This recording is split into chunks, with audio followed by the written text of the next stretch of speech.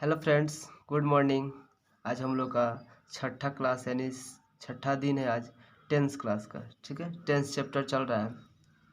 Tense में हम लोग प्रेजेंट इंडेफिनिट टेंस समाप्त कर दिए थे लोग पिछले वीडियो तक, और आज हम लोग का छठा क्लास है। आज हम लोग देखेंगे लोग प्रेजेंट इंडेफिनिट टेंस के आगे कि आगे कौन सा टेंस होता है और टेंस में क्या क्या होता है, कौन कौन सी होती है।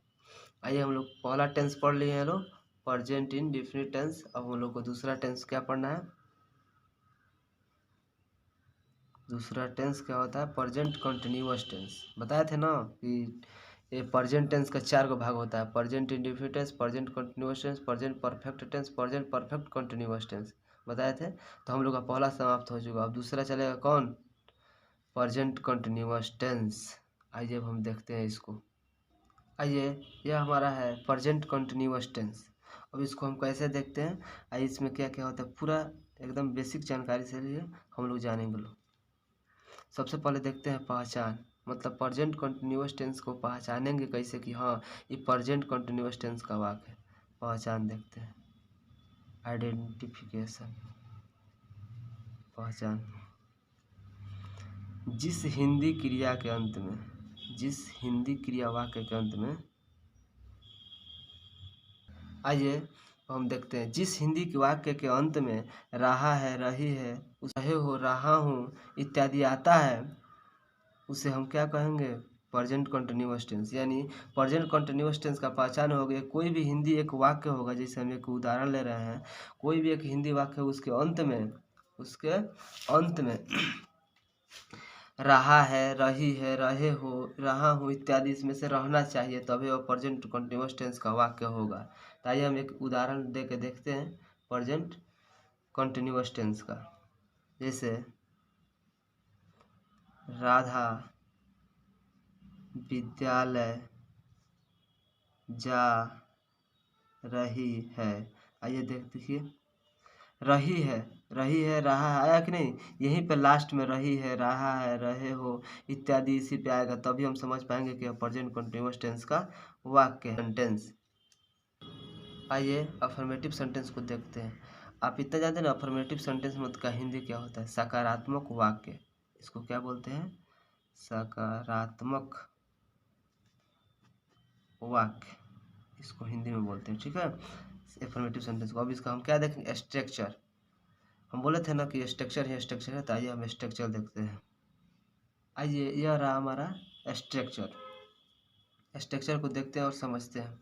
सबसे पहले स्ट्रक्चर में क्या बोला? अफर्मेटिव सेंटेंस का स्ट्रक्चर होता है, प्रेजेंट कंटिन्यूअस टेंस का अफर्मेटिव सेंटेंस का स्ट्रक्चर होता है सब्जेक्ट प्लस इज या आर या am plus V four plus object. ये होता है अफर्मेटिव सेंटेंस का स्ट्रक्चर। आइए हम इस पे एक उदाहरण देखते हैं कि इसमें अफर्मेटिव सेंटेंस में वाक्य कैसा आएगा और हम उसको कैसे बनाएंगे।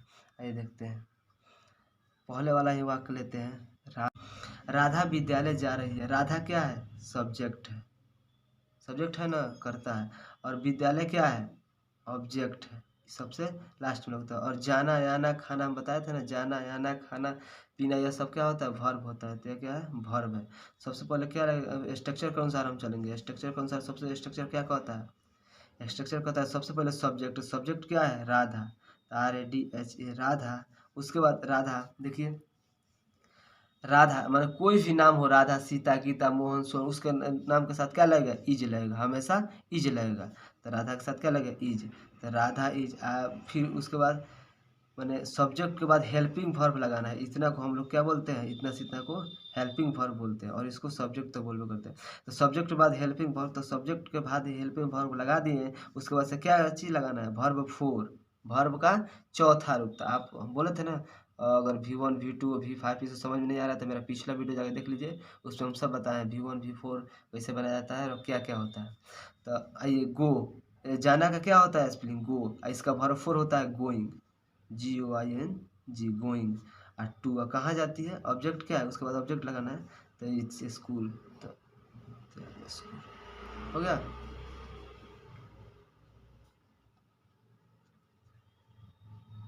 आइए फिर से हम इसको एक बार और समझते हैं स्ट्रक्चर के हिसाब से। सब्जेक्ट क्या है? Subject plus is are am plus verb four plus subject. इस इज आर एम को हम एक शब्द में क्या बोलते हैं, हेल्पिंग वर्ब। तो सब्जेक्ट के अनुसार हेल्पिंग वर्ब लगता है, आप तो जानते हैं।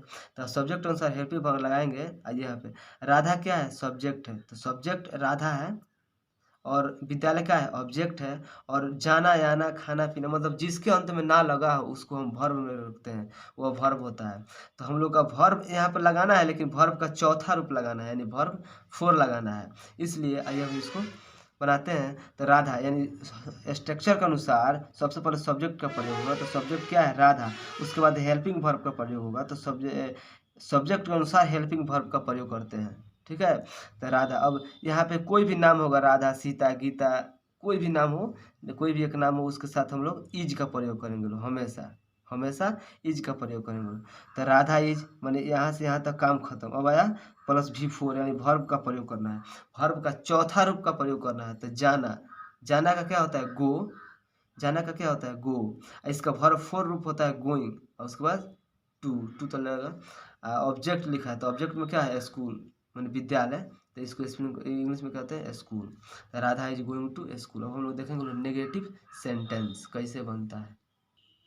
आइए नेगेटिव सेंटेंस, नेगेटिव सेंटेंस को हम लोग हिंदी में कहते हैं नकारात्मक वाक्य। कौन वाक्य, नकारात्मक वाक्य, ठीक है, नकारात्मक वाक्य। इसका हम स्ट्रक्चर देखते हैं, बनावट। स्ट्रक्चर मतलब बनावट, इसका स्ट्रक्चर क्या होता है।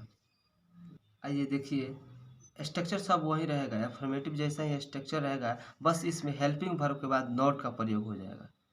बस स्ट्रक्चर सेम रहेगा, हेल्पिंग वर्ब के बाद नॉट का प्रयोग हो जाएगा। आइए हम इसके बारे में देखते हैं और जानते हैं।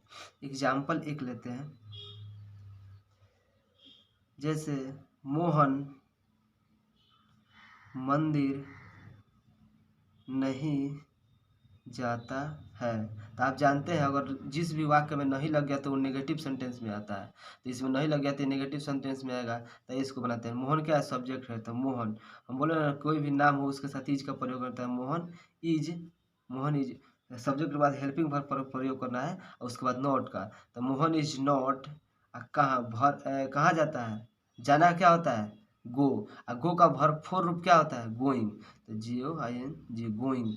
और टू कहाँ जाता है, मंदिर, कहाँ जाता है, मंदिर। तो मंदिर का स्पेलिंग होता है टेम्पल, TEMPL, टेम्पल, ठीक है। तो ये हमारा सेंटेंस बना, Mohan is not going to temple, Mohan मंदिर नहीं जाता है। स्ट्रक्चर के अनुसार सेम, जैसा जैसा स्ट्रक्चर बोला है ना वैसे वैसे लगा दीजिए। सब्जेक्ट के बाद हेल्पिंग वर्ब, हेल्पिंग वर्ब के बाद नॉट, और नॉट के बाद वर्ब फोर, और वर्ब फोर के बाद ऑब्जेक्ट लगा देना। जैसे जैसे स्ट्रक्चर बोला है एकदम आसान है, आप वैसे लगाते चलिए, आपका बन जाएगा। आइए इंट्रोगेटिव सेंटेंस, अब हम इंट्रोगेटिव सेंटेंस का स्ट्रक्चर देखते हैं। आइए यह रहा हमारा स्ट्रक्चर, इंट्रोगेटिव सेंटेंस का स्ट्रक्चर। एग्जाम्पल लेते हैं उसके बाद समझते हैं इंट्रोगेटिव का एक एग्जाम्पल। आइए यह रहा हमारा एग्जाम्पल, क्या श्याम आम खा रहा है। यह हमारा इंट्रोगेटिव सेंटेंस कैसे लग रहा है, आप ही बताइए। इंट्रोगेटिव सेंटेंस इसलिए लग रहा है कि इंट्रोगेटिव सेंटेंस में हमेशा हमेशा क्या जो है ना ये बाहर ही रहेगा, क्या हमेशा बाहर ही रहेगा। अगर कोई भी अगर सेंटेंस कोई दे रहा है सेंटेंस, अगर उसमें क्या बाहर निकला है तो समझिए वो इंट्रोगेटिव सेंटेंस का एग्जाम्पल। स्ट्रक्चर के अनुसार चलेंगे, स्ट्रक्चर क्या कहता है उसके अनुसार चलेंगे। स्ट्रक्चर में कहता है इंट्रोगेटिव सेंटेंस के वाक्य में का स्ट्रक्चर कहता है सबसे पहले हेल्पिंग वर्ब लिखना है। तो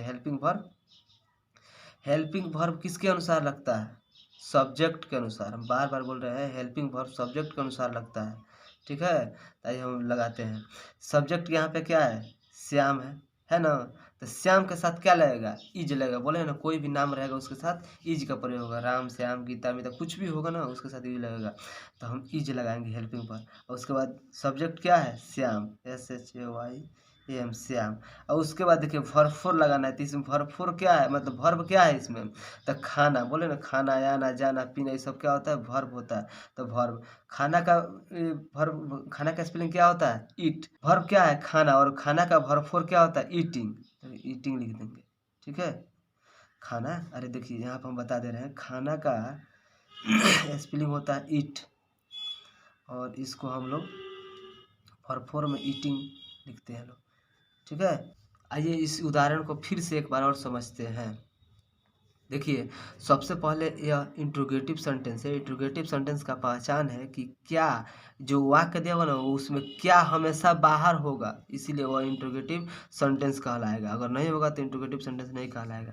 आइए हम इसको बनाते हैं। क्या श्याम आम खा रहा है, यानी यहाँ पे श्याम, श्याम क्या है, सब्जेक्ट है। श्याम यहाँ पे सब्जेक्ट है और खाना आना जाना यानी ये वर्ब है और आम क्या है, ऑब्जेक्ट है। तो हम स्ट्रक्चर के अनुसार चलेंगे। स्ट्रक्चर क्या कहता है, सबसे पहले हेल्पिंग वर्ब का प्रयोग होगा, तो सबसे पहले हेल्पिंग वर्ब लगाएंगे।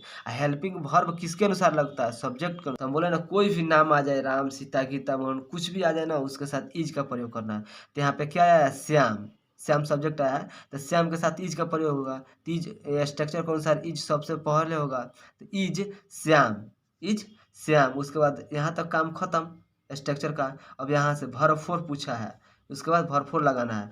ईट, खाना का स्पेलिंग क्या होता है, खाना का स्पेलिंग होता है ईट, और इसका वर्ब फोर रूप क्या होता है, यह हो गया वर्ब फोर, यह हो गया V1। यहाँ तक काम समाप्त, यानी वर्ब फोर तक काम समाप्त। अब हम लोग का ऑब्जेक्ट प्लस क्वेश्चन मार्क, ये यही तो बात है इंट्रोगेटिव सेंटेंस में। अगर आप क्वेश्चन मार्क नहीं देते हैं तो आप सही भी बनाए ना तो गलत हो जाएगा। आपको हमेशा हमेशा हमेशा क्वेश्चन मार्क नहीं छोड़ना। ईटिंग हो गया, यानी Shyam is eating a mango, यानी एक ही आम खा रहा है तो अ मैंगो, यानी और उसके बाद वर्ब फोर के बाद ऑब्जेक्ट लगा देना। ऑब्जेक्ट के बाद क्वेश्चन मार्क निश्चित रहेगा ही रहेगा, जैसे हम लगाए हैं क्वेश्चन मार्क, तो निश्चित लगाना ही लगाना है। मिलते हैं अगले क्लास में अगले वीडियो के साथ। अगर वीडियो अच्छा लगे तो लाइक कमेंट शेयर करें और चैनल को सब्सक्राइब करें। धन्यवाद।